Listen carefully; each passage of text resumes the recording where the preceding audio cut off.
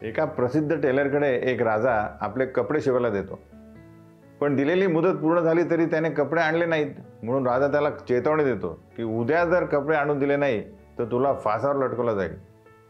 आता इकडे प्रॉब्लेम असा असतो की राजाचे कपडे तयार असतात, पण प्रेस करताना त्याचा मुख्य भाग जळाला असतो. त्यामुळे प्राण वाचवण्यासाठी टेलर युक्ती करतो आणि राजाला रिकामा बॉक्स देत म्हणतो की मी हा असा ड्रेस बनवला आहे की तो फक्त बुद्धिमान व्यक्तीलाच दिसेल. राजा विचार करतो की या डब्यात ड्रेस तर मला दिसत नाही आहे, पण मी हा ड्रेस घातला नाही तर लोक मला बुद्धिमान समजणार नाही.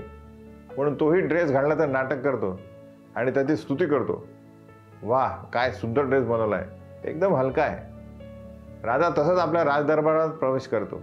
आता राजा वस्त्रहीन आहे हे म्हणण्याची कोणाचीच हिंमत होत नाही आणि राजा प्रत्येकाला विचारतो, कसा आहे माझा नवीन ड्रेस? सगळे म्हणतात, असा ड्रेस आम्ही कधीच बघितला नाही. त्यानंतर तो ड्रेस घालून बाहेर फिरायला जातो. तेवढ्यात एक मुलगा वस्त्रहीन राजा बघून हसायला लागतो. त्याला बघून सर्व हसतात. तेव्हा कुठे राजाला समजतं की टेलरने आपल्याला फसवलंय. आपल्या सभोवताली अशा प्रकारचे मूर्ख लोक ठेवू नये. नेहमी आपल्यापेक्षा बुद्धिमान व्यक्तीचाच संग करावा, जे आपल्याला आपली चूक सांगण्यास भिणार नाही.